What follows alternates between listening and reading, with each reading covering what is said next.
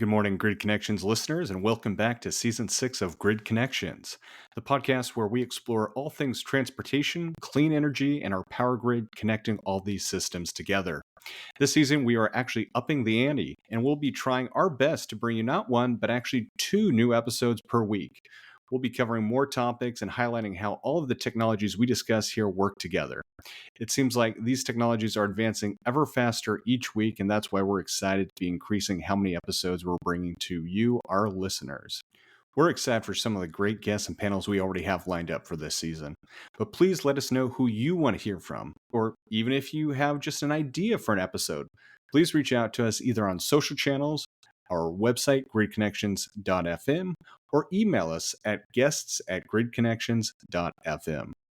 Today, we welcome back returning guest Loren McDonald, the Chief Analyst at Paren. We dive headfirst into the latest developments of National Electric Vehicle Infrastructure, or NEVI, as most of our listeners are probably most familiar with it, including how recent federal decisions and policy shifts are affecting which charging projects move forward and which are hitting pause. You'll hear Loren's insider view on how some states are proceeding full throttle while others are pumping the brakes, and why this impacts everyone from road trip warriors to rideshare drivers.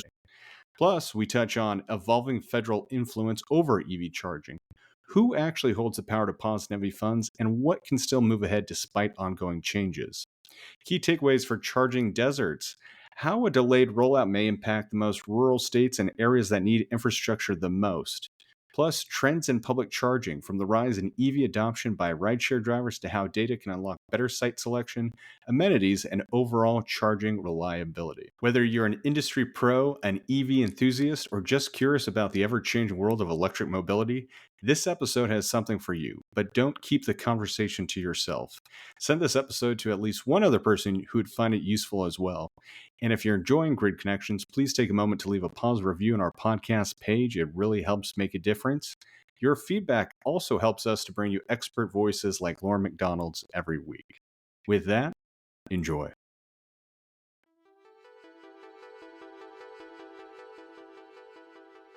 Loren, thank you so much for coming on today. I know you've been doing quite the blitz of media interviews lately.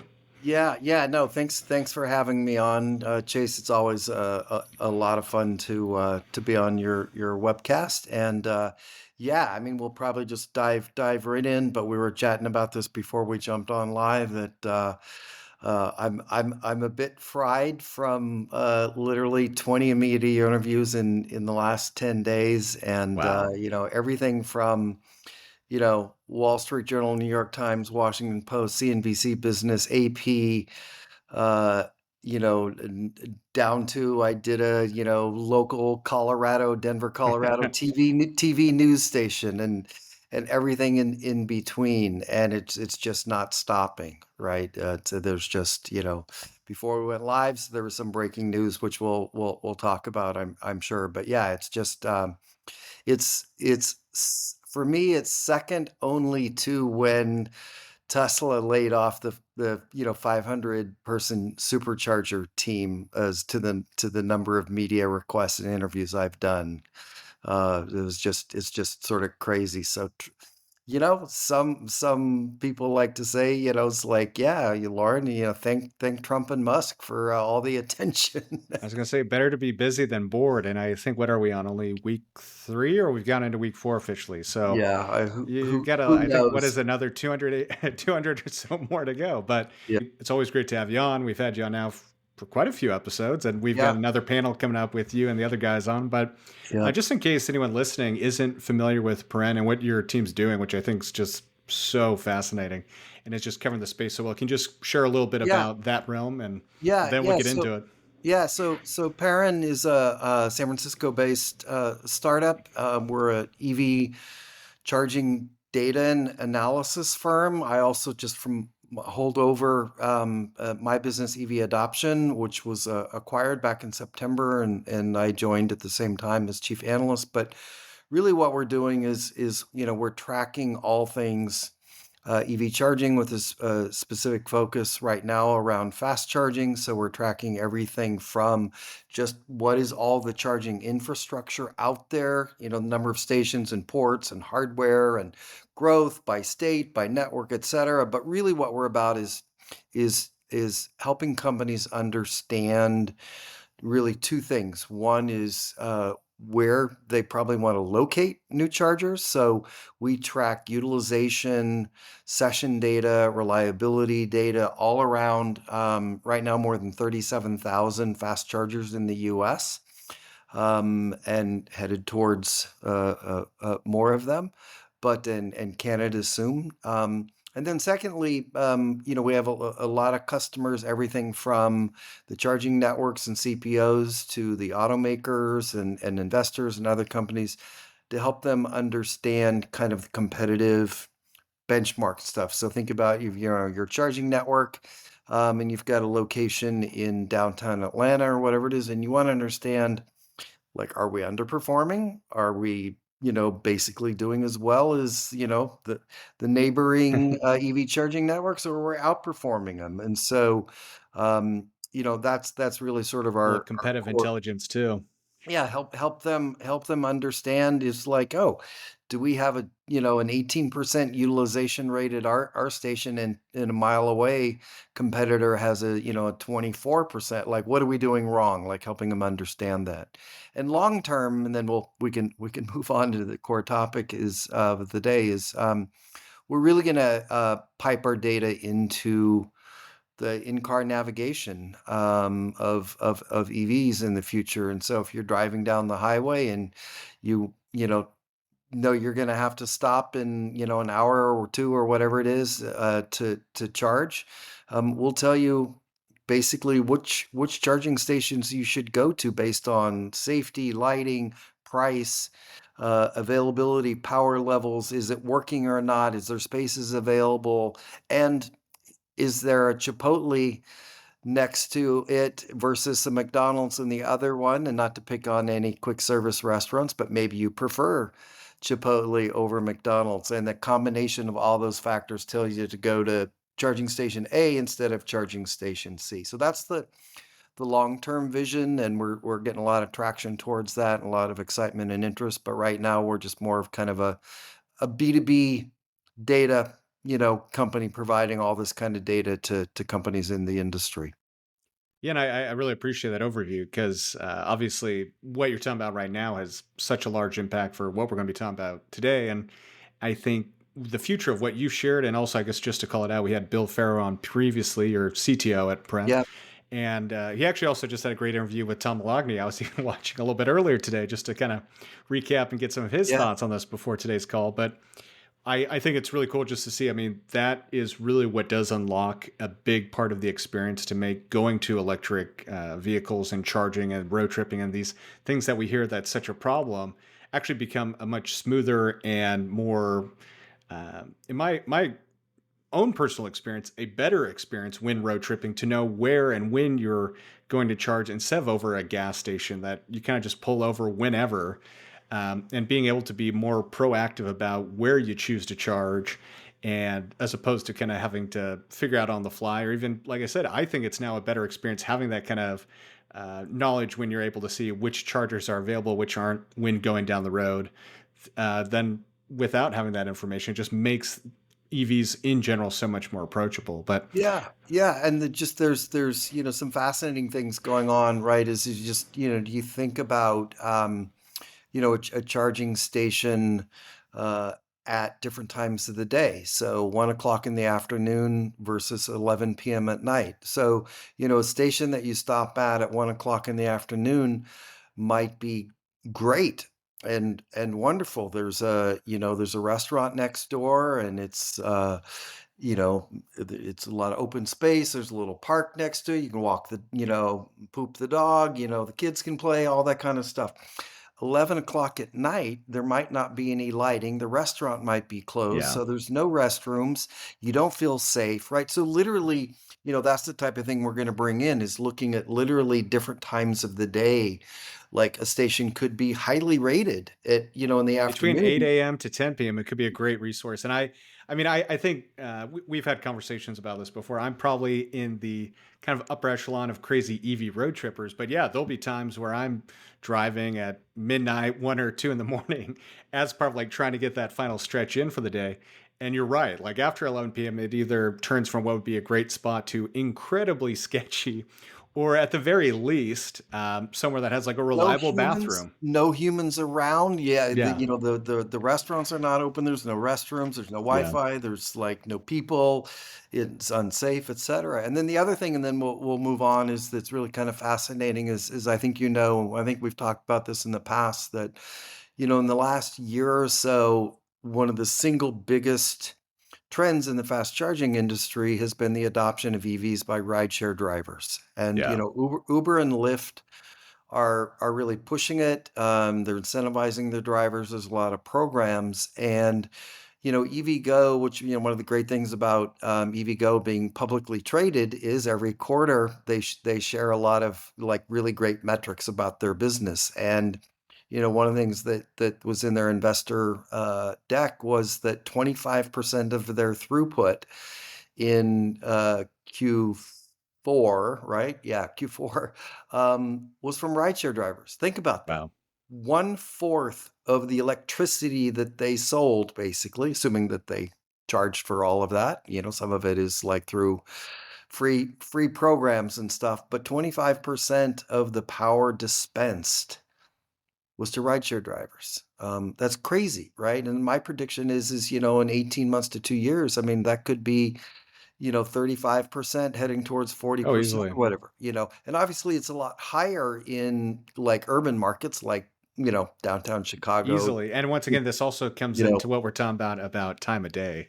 yeah, I know we've had this conversation, I believe, before, but something we've talked about quite a bit on the podcast is just around you will, especially in like urban centers, you'll roll up to one of these charging locations. There'll be a pretty big line, and it is partially because of sometimes the rideshare. Some of it's yeah, obviously you can kind of get the impacts of weather, but right from 8 p.m. to 8:01 p.m., maybe it drops from 32 cents to 10 cents.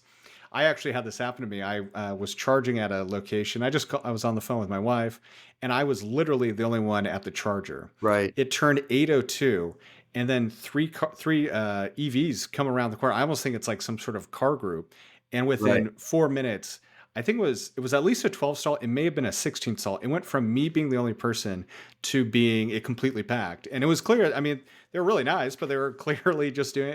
They mostly right were stuff. rideshare drivers, Yeah, yeah, and kind of the need for having what you see in traditional fueling, where you have commercial fueling locations, and maybe making it so Uber and others have kind of the private things that those drivers go there, and then for public use, it's not always crammed yeah. with drivers going at these certain times to get the lower rates.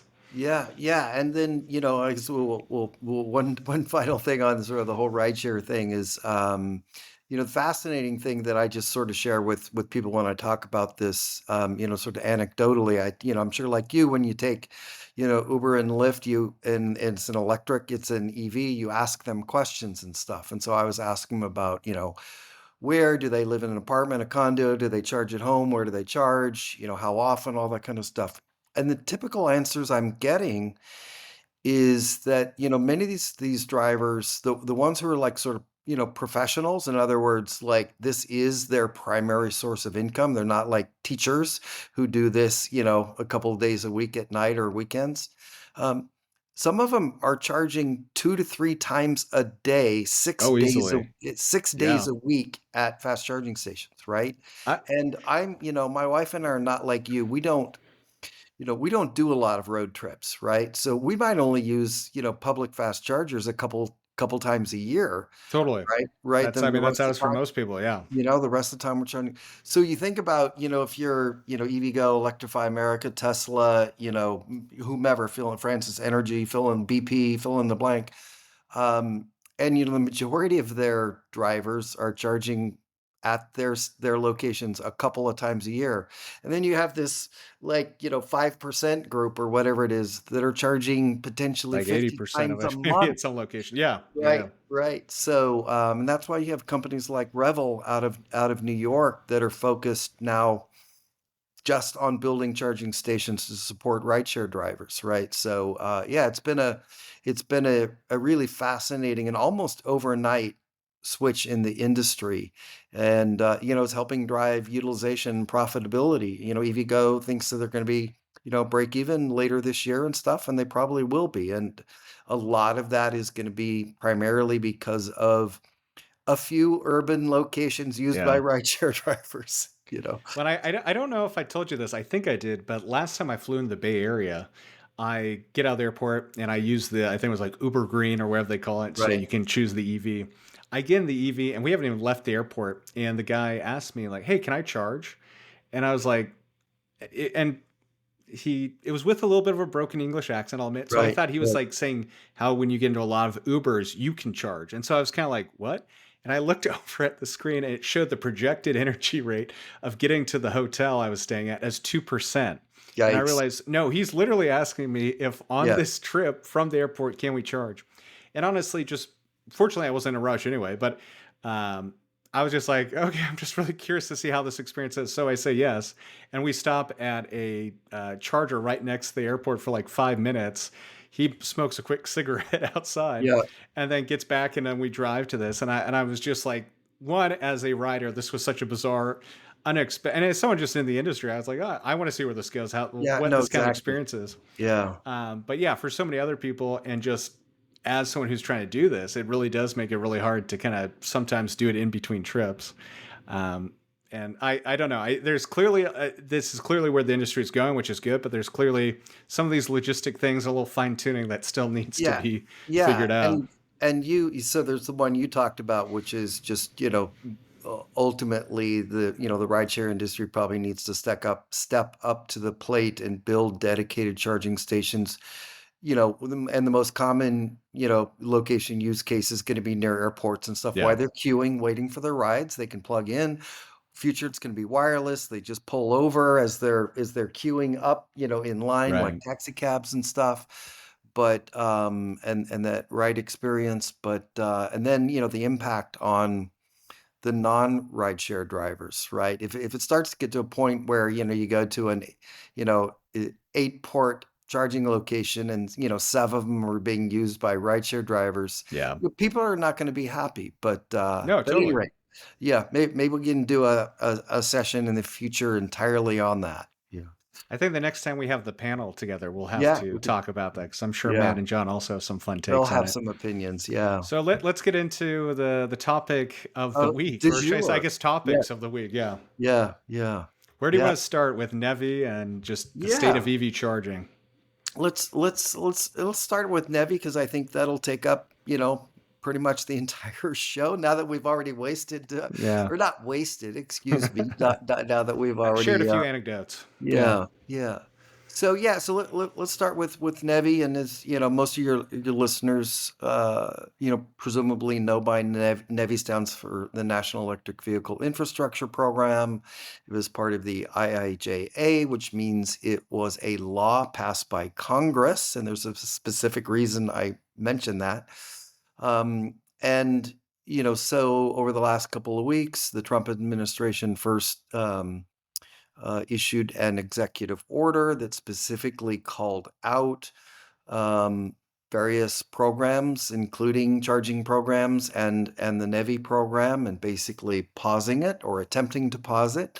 And then a week later, and I don't even remember what day it is now. I think it was either I think it was Tuesday or late last week. I can't even remember. I'm so fried. Uh, the Federal Highway Administration issued a memo, also basically saying that they are pausing the NEVI program, and that's where it gets really complicated and confusing. So, Sean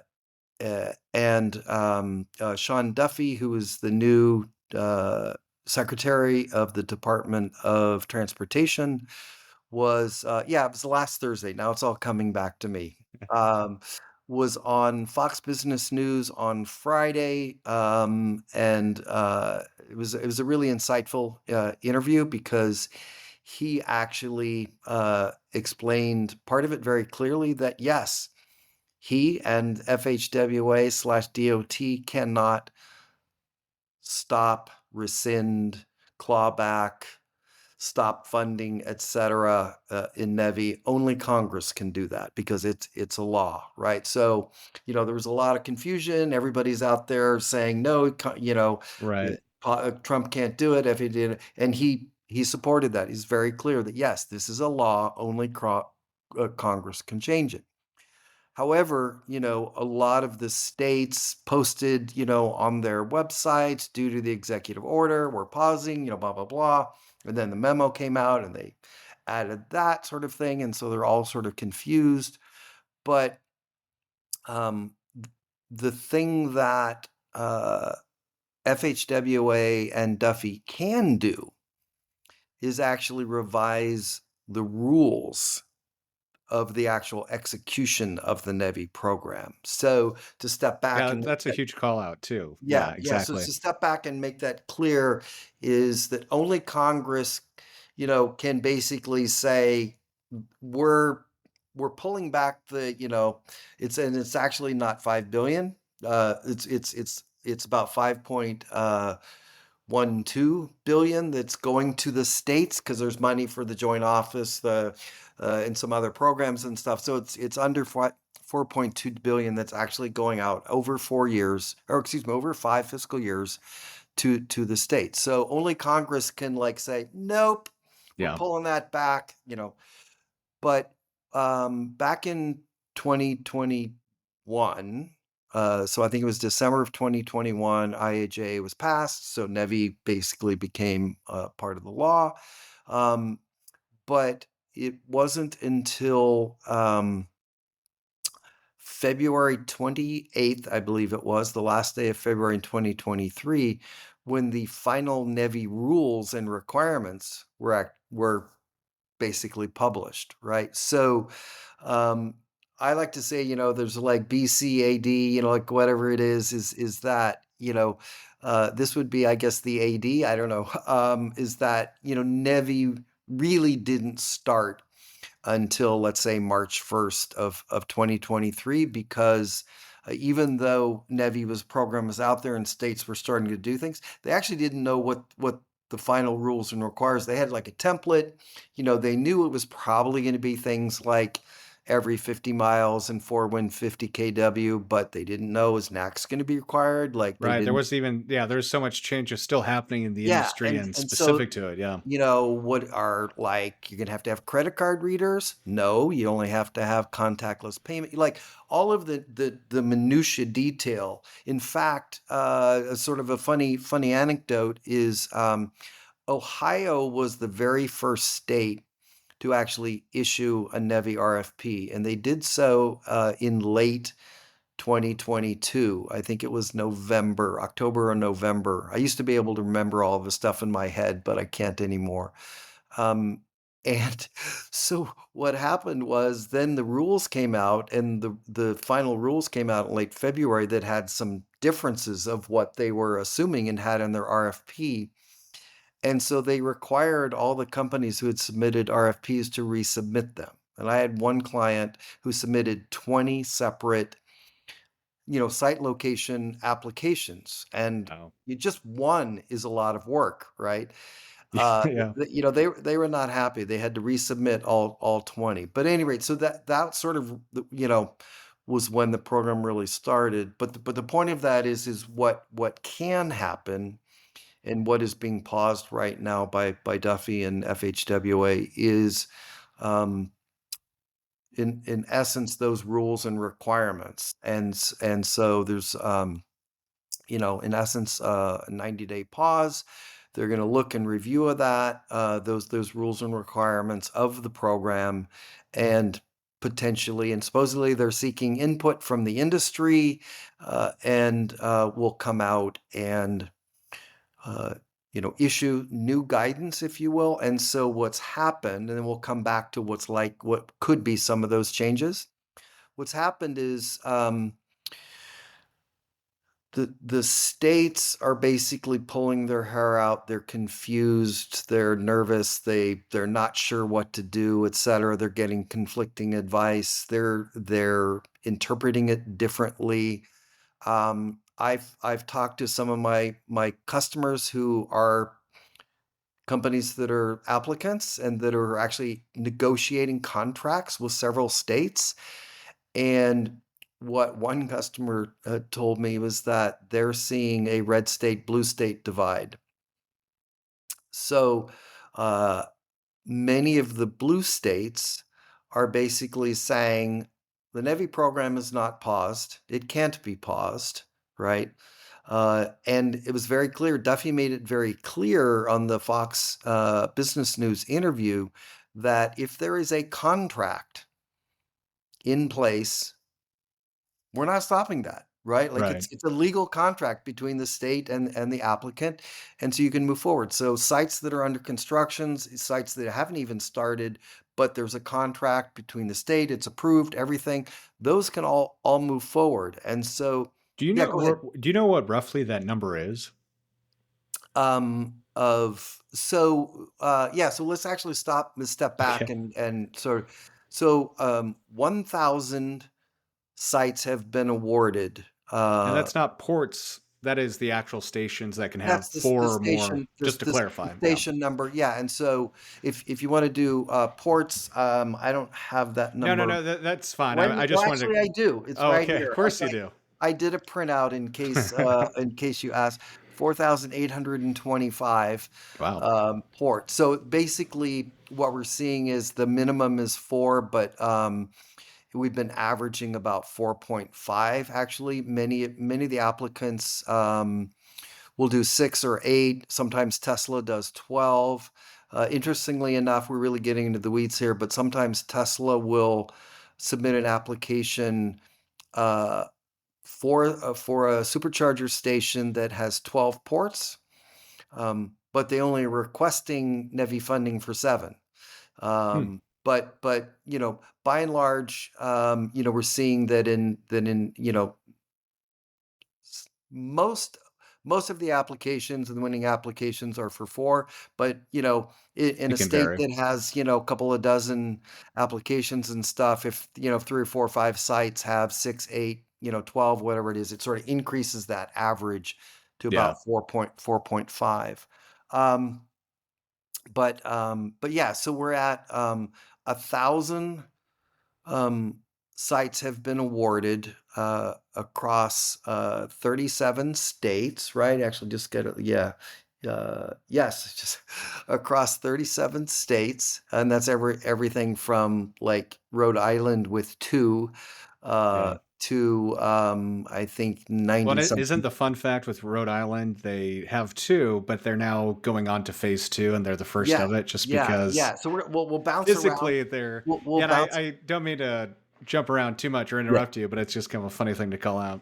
Yeah. Because of the Yeah. size of it, they're the only one that's actually been able to put the full allotment in. Yeah, no, exactly. Yeah. So Rhode Island, if people know Rhode Island or driven through, it's basically Interstate 90 that goes up. And the interesting thing about Rhode Island is not just that they only had 2 what we call AFC sites, alternative fuel corridor sites that they had to build out according to the Navy requirements. They were they are owned by the state of Rhode Island. They were 2 existing sites, park and ride sites, each with 2 charge point DC fast chargers.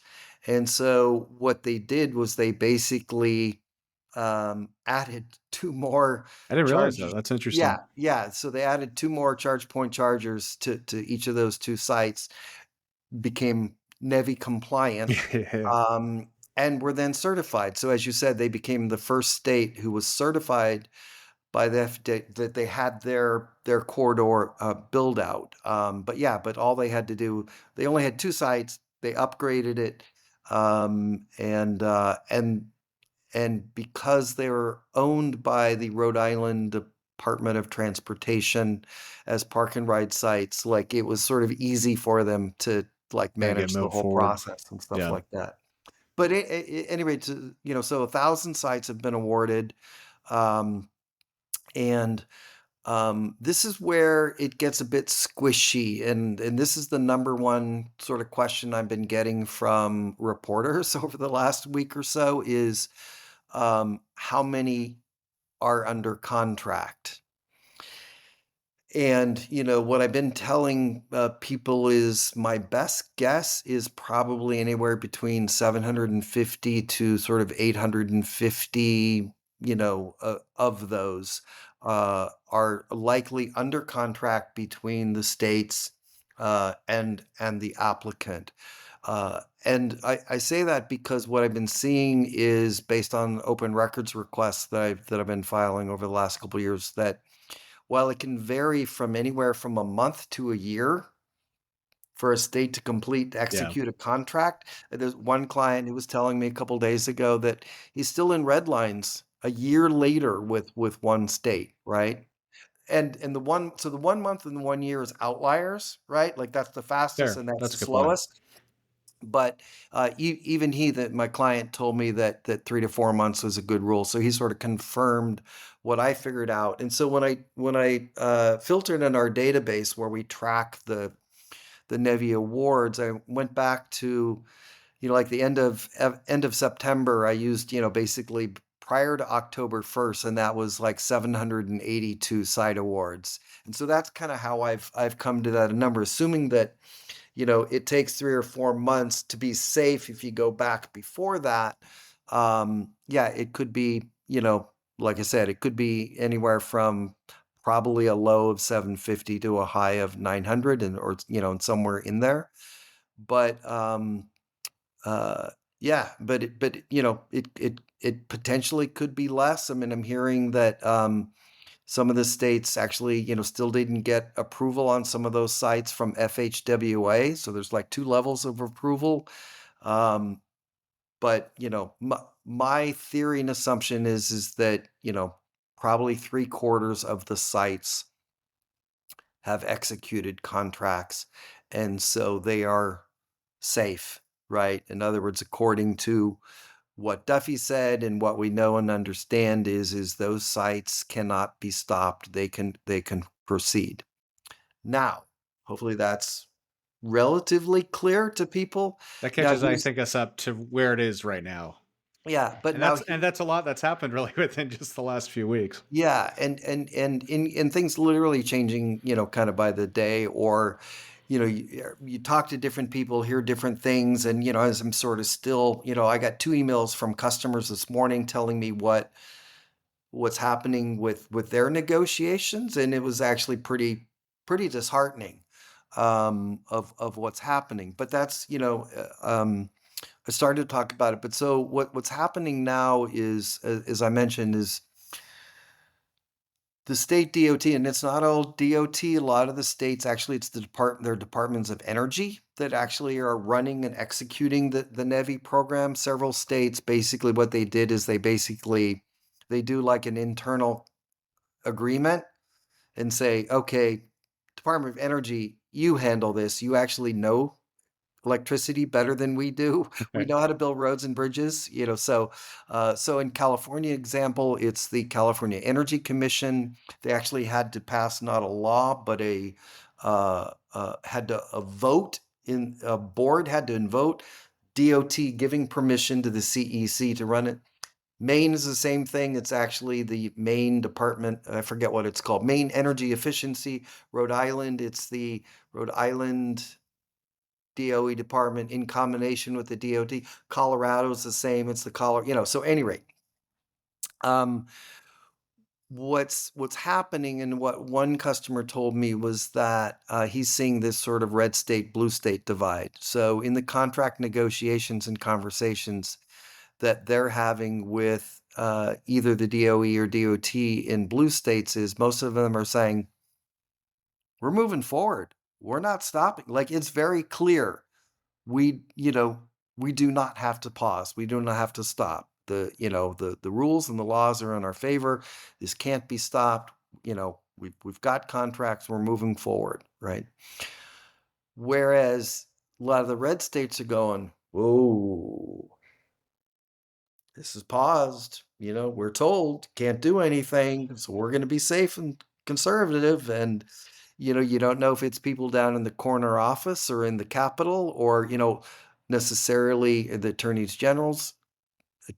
general office. That's always a hard one to remember where to put the S. Um, who's telling them. But yeah, we're seeing this sort of divide where literally states, next to each other or whatever, are interpreting this differently, and some are just pausing. They're saying we're not doing anything. Um, and there's also kind of a third group. I won't name names of states because some of it is not public, but there's one very uh, what I'll call best practice state that was out there very early and doing quite well, that is in a round of in one of their you know non-first rounds. They're in one of their later rounds. And they're continuing to score applications. So it was opened, then closed, the round of RFPs, and they're scoring the applications.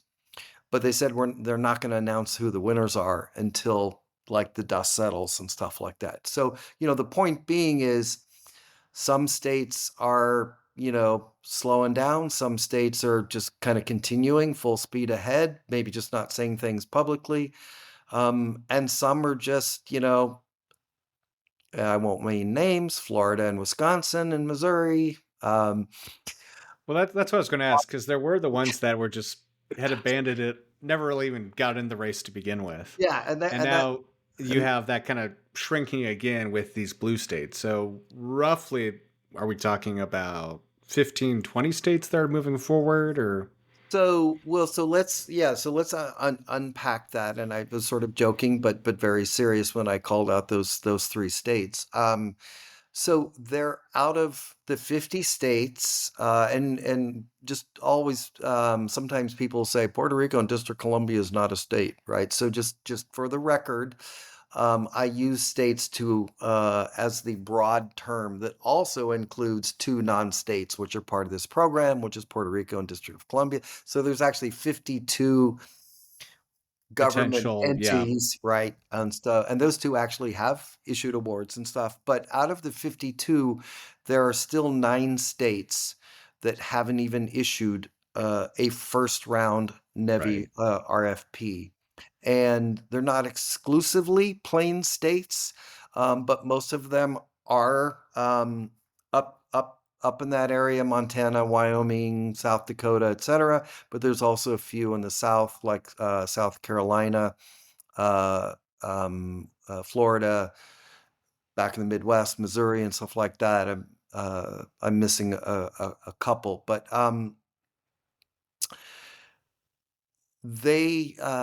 so like Missouri and South Carolina sent out emails, I don't know, a week ago or a couple days ago, saying, oh, due to the executive order and the FHWA memo, we're pausing. And I've lived and breathed this for like 3 years, and it sort of made me laugh, right? Because it's like, what are you pausing? You haven't Right. freaking done anything. Now, Zero that's a bit percent of zero is still right. zero. That's a Yeah. bit harsh because South Carolina has done like, 20 seminars and public outreach, and they do meetings and things like that. They hired a consultant to build a website. They came up with a brand name but they actually haven't still like Move forward. Yeah. done much on the RFP side. And so, yeah, it's unclear. I mean, with Florida, it's very clear that it was driven by politics because they said so. They came Yeah. out, they built a website. They literally built a website bashing EVs and the NEVI charging program, and lambasted, Biden and the non-EV mandate, and NEVI programs and stuff like that. And Wyoming was always not excited about the Which is NEVI program. unfortunate because as we've talked about, like that's a state that could use it so badly, They, especially when you're doing big road trips. yeah, yeah, and like Yellowstone and stuff like that, and they had some, not great negotiation with FHWA. They asked for a bunch of exemptions to that 50-mile requirement of the program. They wanted to put them in some different areas, and actually at some level, I think they actually were right. They were an example of where there probably should have been more flexibility. They wanted to put them out all like near Yellowstone, which sort of makes sense, but and not so much like in other Yeah. places where there's probably be less traffic. But yeah, so some of the states were already, you know, either intentionally for political reasons or just business reasons, lack of prioritization, not moving on this. And so this was sort of like a dream come true for them because then they could just say, all right, until somebody tells us we have to do this thing, right? We're Not just do gonna this sort thing. of sort of pause and Yeah. stuff. But yeah, and so, you think about, I mean, there are 104 companies that have been awarded it one or more of these sites, right? And there's several companies that have won, like 30, 40 or more. Francis Energy is, 125, I think, and Tesla's 99, and Pilot and Loves are in the like 50, 60, 70, 80. Actually, I think is it Pilot's now at like 98. I think they're right behind Tesla. Again, I used to have all these numbers memorized, but Well, I and can't. I was going to say Yeah, once again that episode with Bill and Tom, they break down really good numbers and kind of have that. But you're right, it is really interesting when they yeah, show the those top those are my ones. numbers that I gave to Bill. So yes, yeah, There you go. But it's you're right. It's like Francis Energy and then Tesla, and then right below that, you start getting into like the traditional truck stops, really, and other yeah, kind of like fueling stations are obviously yeah. making a big move and have really started moving into this within the past year or so. Yeah, actually, And I said, yeah, I did. I actually printed it out. I could have looked. 122 for Francis, 99 for Tesla, 97 for Loves, and 58 for Pilot. Yeah. and But then I yeah, think and like Quick so Trip and a couple others are right behind that. yeah, And yeah, yeah. Quick Trip is at 38 and one in three states. And yeah, I mean, Quick Trip is I know we're sort of bouncing around here a bit, Chase, but yeah, I mean, Quick Trip is a great example of, depending on your perspective, either it shows kind of part of the role and value and success of the NEVI program, or you might think it's, it's a poor use of taxpayer funds, right? Depending on how you think about this. But Quick Trip is a Midwestern, it's Wisconsin-based convenience store chain, and they're actually like they're like part of people's family. Like it's an employee-owned thing. It's like voted every year by USA Today as having the best food of any convenience store chain. Like they won this thing like several years in a row. And they're typically out in like rural Wisconsin, yeah, kind Iowa, of northern, Minnesota. closer to the They're Great starting to Lakes. expand into other states, and they literally are. They're not like a typical convenience store. They're literally more like supermarkets because it like the nearest, the anecdote is that the nearest Walmart is like an hour away, Right. right? And so they literally do their weekly shopping not at, Piggly Squiggly or Safeway or whatever it is, right? They go to Quick Trip and buy Yeah, their. this that's actually a really great call out because that was something I've seen on quite a few of the road trips I've done is like yeah, you're right. Quick Trip, Maverick, a lot of these what you kind Matter, of think is yeah, like yeah, fueling or gas station chains. I but remember they're a couple not. times there. No, you're totally right. Like I remember a couple times I would be because they had some superchargers along I think it was I-80, and they were at Mavericks and a couple places like that. I remember I get in line at Mavericks and I hear the people ahead of me talking with the actual salesperson kind of behind the register. Yeah, And at first, I'm not really paying attention. I think they're talking about like, oh, what's the price on this, or like trying to buy something else.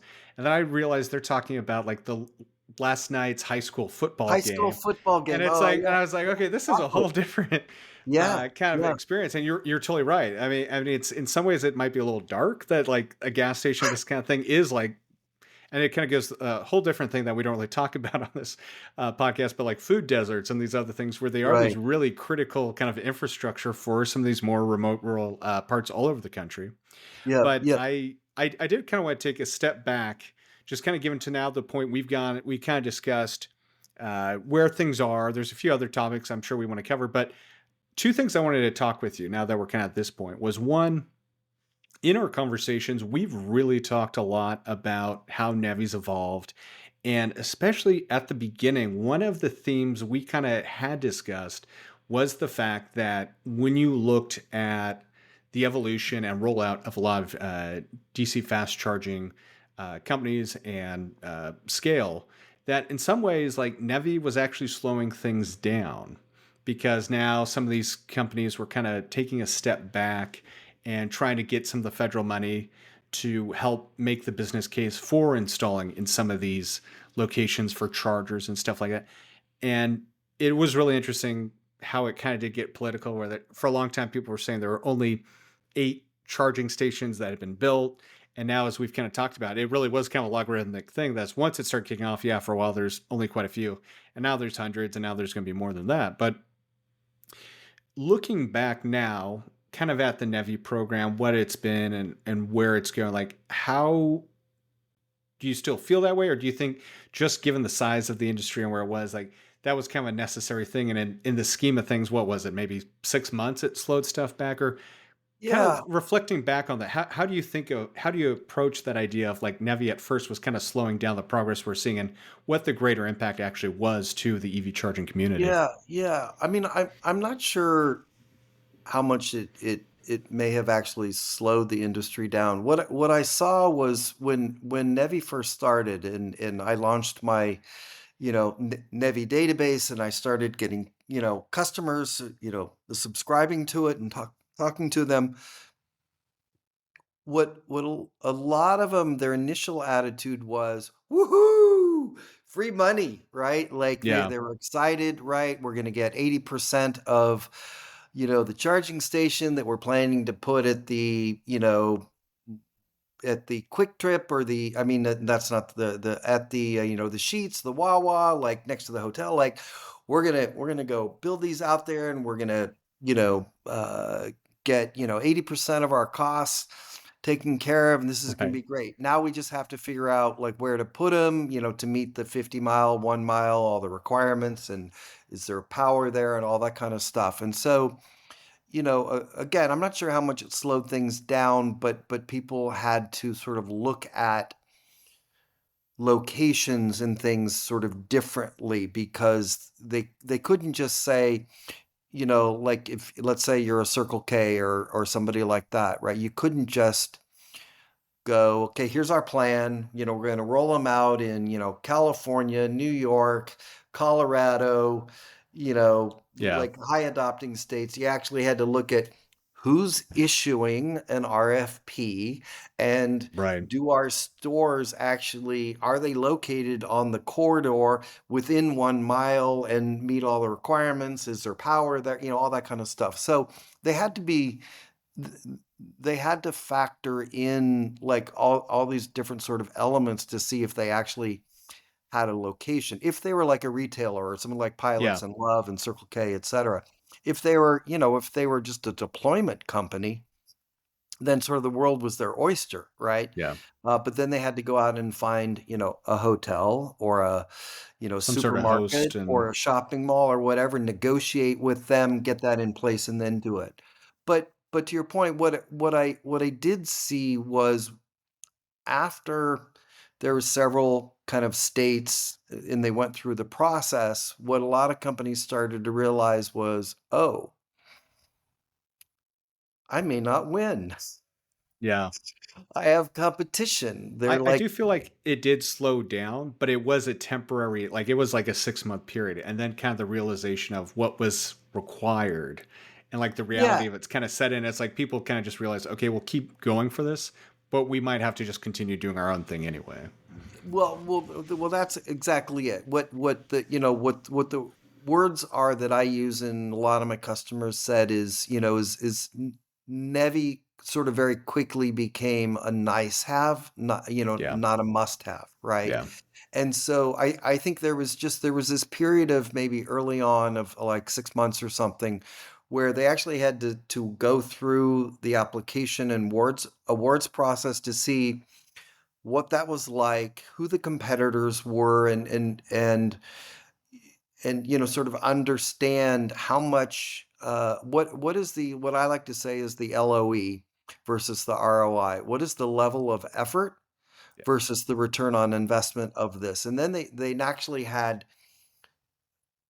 experience and track record of doing some of these things, and they started to realize, oh, actually, we proposed a 20% match, which is the NEVI minimum requirement, but company X, who we were up against for that same corridor, actually submitted an application with a 35% match. And they've done 1,000 charging stations and put them in the ground, and we've only done 50. Um, we partnered with a supermarket, and they partnered with a convenience store chain that's open 24 hours with Wi-Fi, restrooms, better lighting, a pull-through like they Yeah. started to understand the competitive construct of this and what it's going to take to win. And Well, so then a lot of companies just like, okay, we're gonna continue applying. We're just going to be more strategic, more methodical, and we might have to like change some things, right? We might need to add NACS connectors where we weren't planning before. Some locations we might need to, include pull-through lanes like Louisiana, where it's the fisherman's capital of the yeah. world, and they need boat and they have boats and trailers. So they, and a lot of things like that. And so it sort of pivoted, but then it sort of hit its rhythm, and you know, people now kind of they then got their methodologies down. They'd done it. They basically got their template for their applications, and they knew how to do it, and it was just sort of rinse and repeat. That's actually a really interesting point. Kind of what led to its evolution and its impact was kind of a change in strategy and essentially them kind of seeing what's actually getting implemented, going from paper and Yep. theory to practice. Because one of the things I've heard, and I kind of get this sentiment, but what is really interesting now is like I guess I'll say it, and that's I know some people in the industry who are kind of like, with these changes to NEVI, it's kind of unfortunate, but you started seeing a lot of people winning bids who, like you even said, maybe only had a couple or maybe didn't really have the experience to be doing this and doing this long term. And so there have been kind of, and to be honest with you, since I've kind of been following this space now for 2 decades, as crazy it seems, I don't really think this is as nearly as big of an issue with NEVI as it was for for those who are listening, familiar with the West Coast Electric Highway. Those ones that are put in are just garbage. Right. I hate to be so blunt, but I've never had a good experience with them, and other people have verified my anecdotes and experience. But it's just interesting.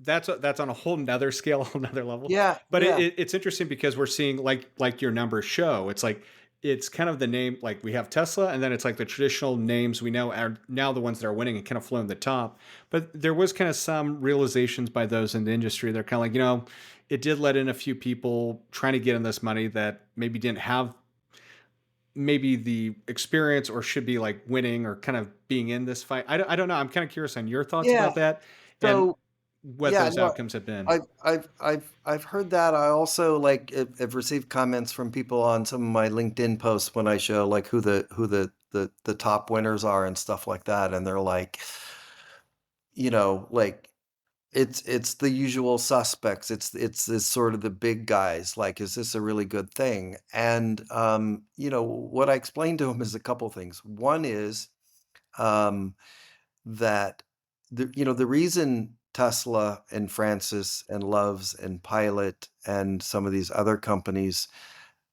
have won so many awards is A, they've actually submitted applications in 10, 15, 20, 25, 30 states, and in some cases multiple rounds of RFPs within states.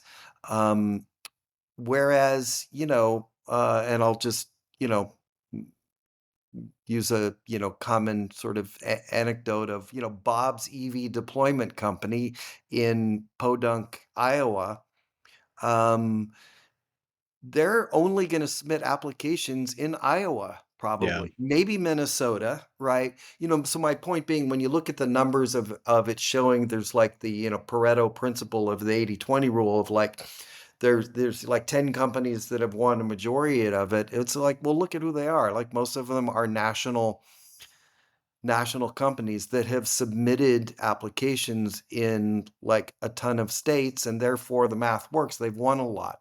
Secondly, they have experience. And so when each of the states are scoring them with their scoring rubrics on things like everything from amenities and cost to experience, and things like that, they don't, they typically do well, at least on the like experience side. Sometimes they don't do so well. Like sometimes Tesla, as an example, like crushes it on. They have the lowest cost, they have the most experience, but maybe they've partnered with, like a strip mall, you Yeah. know, somewhere, and it's Well, like, it goes back to what we're talking about, like that experience from like, sure, 8 to 5 p.m. It might be totally fine, yeah, but in the and so greater scheme of thing, and in yeah, this rubric and especially. the interesting thing that I've seen, so we track, and we have a table where I track and compare all the states and the RFPs across dozens and dozens of both elements of the RFP and how they score it. And site amenities is almost always the highest category in the scoring rubric, which meaning you can get the Interesting. most points. It's typically anywhere from 20 to 35% of the points that you can get. Whereas cost is usually third or fourth, right? And team is typically second or something like that. But so yeah, and so, but then, like, to your point, I mean, we're not going to name names, but there are certainly, there have been some companies, where maybe you scratch your head a little bit of why they've been awarded and why they won, and we'll probably never know why. But I file open records requests, and when I can get them, I get the actual scores and can see the actual applications and things like that. And so you can see what's going on. And when you have the scores, you can see um, potentially why they won. I mean, I'll give you sort of an example. Again, I'm not going to name names, but But we- Bob's EV in Iowa. no, these are two national companies. One, Gotcha. So yeah, okay, gotcha, on the largest yeah, scale. one a convenience store chain, and one a CPO, a charging network slash CPO, that both were awarded, a couple of sites in a state, um, and ended up with their total score being pretty close. But when you pulled back the leaves, right, and looked at it, one of them had a really high score on like their team and experience category, and uh, yeah, and then the other one had, but and low on cost. The other one had a really high score on amenities because they were like a convenience store chain and stuff like that.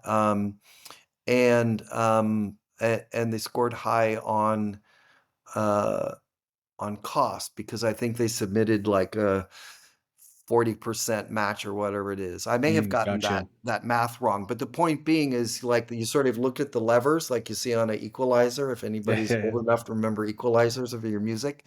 Um, Now they're pretty much digital, but yeah, there's right, yeah, right. But it's sort of like that, right? Where yeah. you had a company that did really well on their experience not so well on the cost, but another one did really well on their cost and really well on the amenities, and low in experience. But the scores basically added up about the same, right? And so they each won in sort of separate corridor areas and stuff like that. But so, the point being that I always tell people is, uh, there are multiple ways to win, right? Because these scoring rubrics can be 100 points, 200 points, 1,000, 2,000. Those are typically the scoring totals I've seen. So but then, so instead of one state, you might get 20 points for the experience category. In another state, it might be 200 points for that same category. But the point being is, like, you have the ability to increase your chance of winning by, moving some things around. Like, so Well, maybe and it sounds like the maybe point we, is that if anyone's listening to this and they are trying to win bids, they need to reach out to you and Paren well, as a that freebie, goes, kind of a cheap layup to you on that. yeah, But thank you, appreciate it. I want to be respectful of your time because I realize Yeah, we are kind of hitting the hour mark, and yeah, I really appreciate all this kind of recapping, not only just what's happened the last few weeks, but a lot that's been unpacked with the yeah, history of it. yeah, yeah. And I think before we go, I would love to just kind of quickly go over. You even shared that there was some breaking news as this saga's unrolled, Oh, and yeah, maybe just yeah. your thoughts of where you see NEVI going. And then we can always confirm those the next time we talk Yeah, soon. yeah, yeah, and I do want to make sure that we have a few minutes just to educate your consumers on both the positives and potentially the weaknesses of the NEVI program, right? Because there's a lot of stuff that I've learned over the last year, especially probably done 100 media interviews with reporters, and most of them, there's so much they don't know, and by Yeah, extension, I uncover even people in the industry don't know a lot of the aspects of the NEVI program and what its role and value is. But I'm yeah, still shocked at how many people think, well, why is Tesla so popular? I mean, everyone else makes hybrids. right, right. I still Yeah, hear that. I mean, yeah, but I yeah, mean, but especially even to exactly what you're talking about, the niche yeah, of the NEVI world and yeah, fast yeah. It's charging. like, what do you mean it doesn't have a gas engine? Yeah. No, totally. But at any rate, so the sort of the breaking news is was that on Thursday, what's today? Thursday, February 13th. We're Um, recording this on Valentine's Day, yeah, February 14th for those listening. So just yeah, FYI. yeah. So yeah, I guess I need to run out to the greeting card store after Same this. here. But that probationary employees of the Joint Office of Energy and Transportation were dismissed yesterday. Um, and so not all employees of the Joint Office. And for those people listening that may not be familiar with the Joint Office, it was basically an entity that was created sort of under IRA and the program to basically work between the Department of Energy and the Department of Transportation, because really that's when we're talking about EV charging infrastructure. It's both the transportation infrastructure and it's the energy stuff, right? So it Yeah. kind of, and both sides know some things and not other things. So the joint office actually was, I think, actually a really good idea and made a lot of sense of, like, let's bring these people together, and they're sort of the glue. And but plus they took and they worked on, like, the NACS requirements. They're working on a lot of the technical specs, the payment stuff. They're working on cybersecurity. They're working on like trying to solve a lot of the fundamental problems that you and I and most of your listeners are aware of. Like, there still are a lot of challenges in this Yeah. industry. But at any rate, so yeah, so apparently on Thursday, again, the joint office was not shut down, but a large number of employees who were probationary, meaning they were like maybe on loan. Like, there's some employees that like worked for the national NREL. I always forget it. National National Renewable Energy Labs. Renewable Energy Yeah. Laboratory. Yes, thank you. So some people were like had worked for them and then moved over and stuff like that. And so those people, like a lot of those people lost their jobs. And some people maybe took the buyout. Yeah. So yeah, so it's not good news that a lot of great people are out there on the streets now, and we're doing sort of really great things and stuff. So and that's the net effect of it is, again, it sounds like I've had this confirmed. It has not been shut down, but it looks like it's significantly depleted from a resource and expertise factor, and so that's going to further like cause issues with the states because a lot of the states relied on the joint office for helping them with technical questions and issues and things like that. So yeah, not great news there, but yeah. And then there's still, I haven't seen any specific lawsuits yet, from whether it's states or associations or companies, like the ones we've mentioned file lawsuits. There was a number of states filed a lawsuit, restraining. I forget what it's called. RT. I'm blanking on what it's called, but last week. But that was related to the overarching Trump Yeah. um, uh, funding pause, right? And so it's not clear that how that applies specifically to NEVI, but my presumption is that some of the associations that represent state DOTs and DOEs and things like that, and different groups are probably working on lawsuits and things like that, and this will go to court. I'm almost surprised it hasn't already, but my assumption is that soon the pause will be unpaused. But you never know. But yeah, so it's craziness, it's uncertainty, it's chaos, which is ultimately is the purpose of this, right? The purpose of all of this is, yeah, we know we can't actually stop it, but we can cause pain and confusion and slow it down, and um, they're succeeding at that. And the other just sort of final point on that, Chase, is I did a media interview last week where I predicted that while whatever pause attempts happen, it's actually going to have minimal impact on the number of chargers that are going to go in the ground, right? Because as you said, is like, my prediction is that in 2025 there'll probably be around 16,000 new DC fast charging ports opened in the U.S. Now, depending on what happens with the pause and all that stuff, anywhere from maybe 1,000 to 2,000 of those could be NEVI funded. But the point being, it's like a small percentage. Right. Iona and Walmart and BP Pulse and Tesla and EVgo and Electrify, all these companies are like Full steam building, ahead. Yeah. yeah, full steam ahead, right? And so yeah, so it's not going to have a significant impact on numbers. What it is gonna have an impact is where they go, right? Which is filling out those charging That's a good deserts, point. and that's unfortunate. And the ironic thing is that, if any of that is slowed down, it's gonna most directly and disproportionately affect the Trump voter base, which is, people out in rural areas and in the South and the Northern Plain states and stuff. So it's rather ironic. Um, but um, but yeah, so it's and the other thing that I mentioned is that, and we're already seeing this. We're seeing headlines saying, Trump has stopped the building of charging stations in the U.S.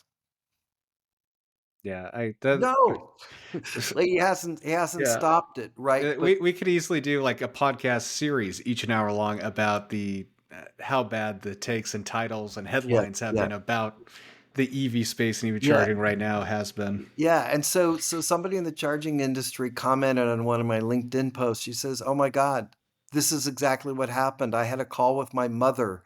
She's in Yeah. she's in the charging industry. She had a call. She goes, "Oh, yeah, Trump killed the build out of EV charging program. Why would anybody buy an EV now? And it's like, Yeah. it was sort of like I was talking to the reporter, or I initially predicted that, and I was like, good news, bad news. Sort of the good news from my perspective was I was right. I predicted what would happen. The bad news is I was Right. right. Exactly. you I know? mean, this is a whole different thing altogether. But Yeah. just kind of speaking of misnomers and uh, ineffective titling of things, Yeah. I am very curious to see. Obviously, the thing that's kind of been in the news the last 48 hours was the Tesla armored Right. EV thing, and then it kind of got some news, and they renamed it, and then the other context that seems to be left out of all these stories is awarded in December under Biden. Right. Right. Now they've said they're not doing it either way, but when I read that, obviously a lot of journalists like, oh my God, here's something we can get on Tesla. And my first immediate reaction was like, I bet you 10 to 1, this was just some poor guy in some federal things like EV, Tesla, what, like just a line item and wrote Teslas. Cause I've seen that happen so many times, even at dealerships. Kind of going back to what I'm talking about, like Teslas are Yeah. hybrids, right? Or just, it's kind of Yeah. like referring to tablets as iPads or tissues as Kleenex. Like I've seen that Yeah. happen Yeah. so many times. We'll see Yeah. if it's different, but Yeah. it's No. like that kind of thing where it's just It's I mean, it's great that you mentioned that, because it's from a political perspective, it was sort of the flip, right? yeah, Where and I saw a lot of like posts on Facebook from people who are like lambasting, Trump and Musk and all this kind of stuff. And when I first saw the first article, wait a minute, it's like mid-February. yeah, Like, yeah, yeah, this was probably done several months ago, right? Like, yeah, and then, like you said, like during the course of like, 12, 18, 24-hour news cycle, it starts to come, oh yeah, this was awarded, before. But everybody just jumped on, one side of the aisle, as we like to say, jumped on, right, the evilness of this. Yeah, and then it turned out it was like, oh, yeah, it was awarded before maybe. So right. yeah, but I mean, maybe they did get a deal. Maybe it is going to help move Cybertruck sales or something, and maybe we're seeing Cybertrucks running around with rail guns on the back of them. But I'm yeah, not expecting it anytime soon. Lauren, we've talked about a lot of different topics around NEVI and just the state of EV charging, and maybe people listening, I feel like there's so much news that's kind of negative, but yeah. I know both of us, even though we can kind of have a gray cloud above our heads right now, overall are optimistic. And so I'm sure there's a lot that you are seeing and thinking about moving forward, and just like some of the positive things that come out of NEVI, and would love to hear some of that. Yeah, yeah. I mean, I think a lot of the sort of the headlines and negativity we many of us have read over the last year or so is very few chargers have been built for the $5 billion and that type of thing. Well, the reality is, right, it's actually there's, like 58 stations that have been opened, and it's a cost of 32 million. So, first we got to get the numbers right. And the cost is actually pretty competitive to what we're seeing out there normally. But, the thing that I really want to sort of stress, that a lot of people may not understand or be aware of, is that the first and fundamental role and value of NEVI is not like getting to that infamous 500,000, sort of charging number goal that Biden set out. NEVI is a strategic program about putting them where they're not. NEVI is a program about True. filling out those charging deserts. We talked about, going out to, Yellowstone and, upstate New York and, rural Alabama and like out there, those stretches, like we're all used to, those signs on the interstates that say, next gas 32 Right. miles, next gas 40 miles. And that was sort of the art and science behind the every 50 miles and 1 mile from the highway, is that, people are comfortable with and understand that there needs to be sort of an option, for their bladder and everything else, and food, sort of every X number of miles. And the 50 was a pretty good thing. And so the first thing about NEVI is, again, it's not about like putting in hundreds of thousands of chargers. It's probably only going to put in, by my estimate, 8 or 9,000 fast charging ports in the first phase of NEVI, the corridor phase. But it's going to put them where Electrify America, EVgo, Tesla, etc., historically haven't been putting them, right? They're going to put them out there in those rural areas. And it's it's solving the chicken and the egg thing, right? Because the charging networks are not putting them out there because there isn't a lot of EV traffic, right? And EV drivers aren't driving on those highways because there aren't Well, EV and charging. people aren't buying EVs because they're not Right. seeing these EV chargers. So Yeah. the Yeah. visibility is the second big thing that I don't think gets Yeah. enough recognition. So, the first just, sort of positive point I really want to make is this is not about numbers. It's not about like speed necessarily of getting, it's about getting them in where we give consumers who are on the fence about considering an EV confidence that they can go to Yellowstone, they can go visit their grandma or Aunt Betty in, 3 states over out in the middle of rural Iowa. And Yeah. there's actually several charging stations that are open, working, and available, right? That's the first thing. But the second thing that doesn't get talked a lot about is that, you recall, and we've talked a lot about this, and when you had Bill Farrow on, you talked a lot about is we've gone through a period where, reliability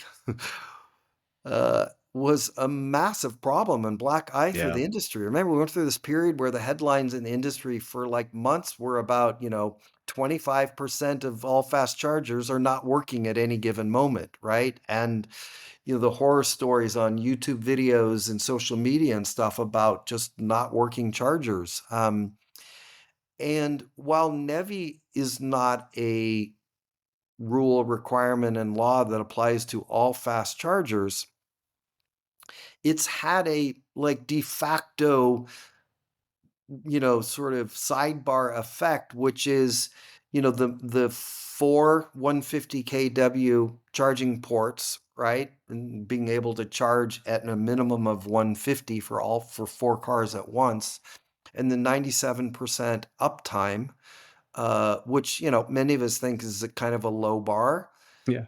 but it's the first time we've had A actual bar. Yeah. accountability and Yeah. a bar. Exactly. Exactly, right. And so what's happened is, even though, the station X by charge point operator Y is putting in a location that's not NEVI, like there's sort of an expectation that it'll be at least 150, that'll at least be 4, if not 6 or 8 or 12 chargers, and it's That's probably gonna true. be 350 kW, not 150, um, and that it's gonna work, right? Like, so I think, I think that is a good reflection to look back. And you're totally right. It really wasn't that long ago that we were concerned you'd show up and it was one, even there sometimes, the right location. Two, it'll even work.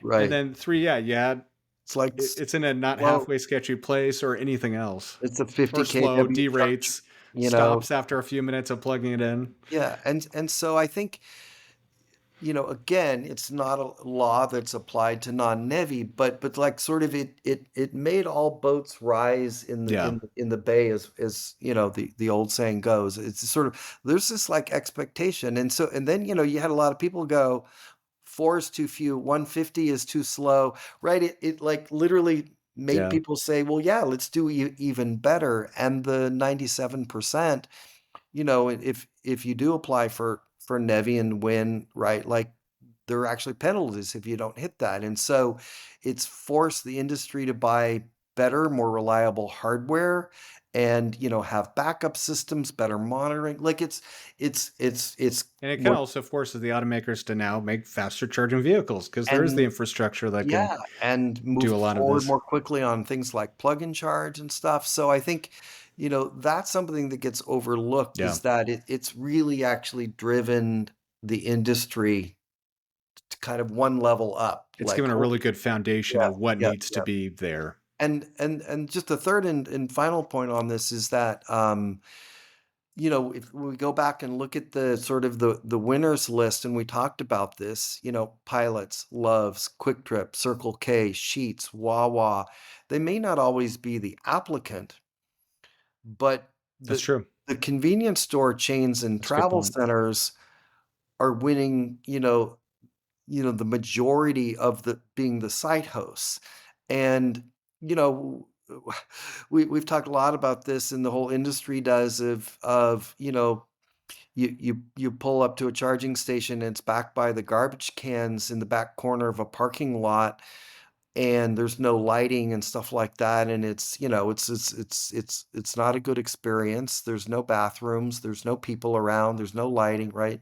There's no amenities and stuff, and that um, this has brought in players like the convenience store Yeah. chains, and travel centers, and even hotels and supermarkets and people like that that have these amenities to get in the game, right? And look at the things that like Walmart and Iona and Mercedes-Benz are doing. And they didn't necessarily get into the game because of NEVI, but it's certainly influenced them, and they're part of it. And so I think that's my third sort of positive point, is we can't lose sight that it's NEVI's helped attract like a better type of site host, right? And companies Better give, site hosts, better yeah, experience, better and yeah, experience. just set that kind of bar of what it needs to be to not even just be competitive, but like I said, make better vehicles Yeah, to use this yeah, infrastructure yeah. And now and you get like you, people want to buy EVs. yeah, you talk to people in the industry, and it's like,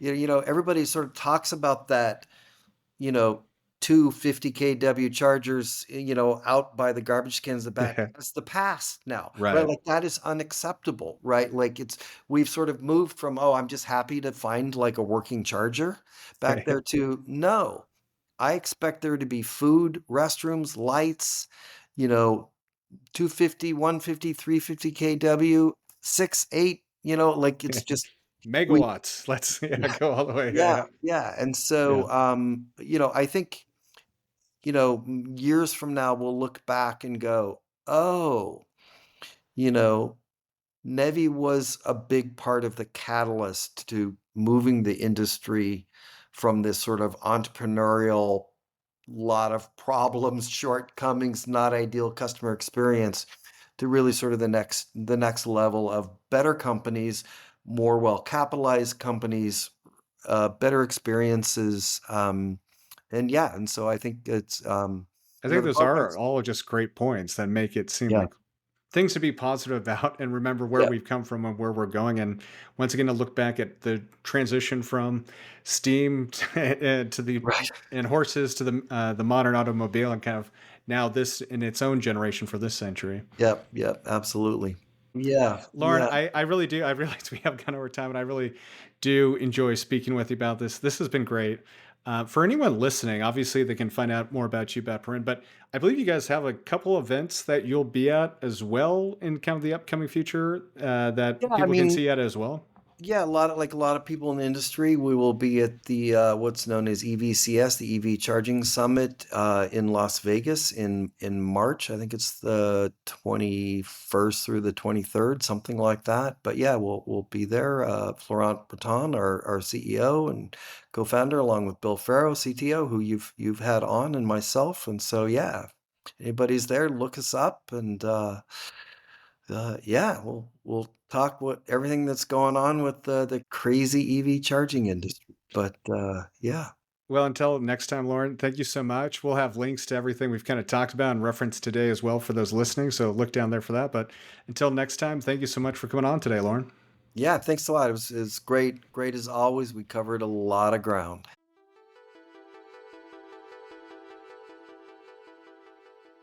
That's a wrap for this episode of Grid Connections. Huge thanks again to Loren McDonald, Chief Analyst at Paren, for sharing his insider's look at how NEVI and other federal updates are shaping the EV charging landscape. From emerging trends in rural charging deserts to the rising influence of rideshare drivers on fast charging utilization. Today's discussion was packed with insights about where the industry is headed and how policy decisions are fueling or stalling new developments. If you found this conversation valuable, don't let it stop here. Please share this episode with at least one other person, a friend, colleague, or fellow EV enthusiast, so we can spread the word about what's really happening in the world of electric mobility. And if you're enjoying Great Connections, take a moment to leave us a positive review on our podcast page. Your feedback helps us reach more listeners and continue bringing top-tier guests like Loren. Until next week, this is the Great Connections podcast signing off.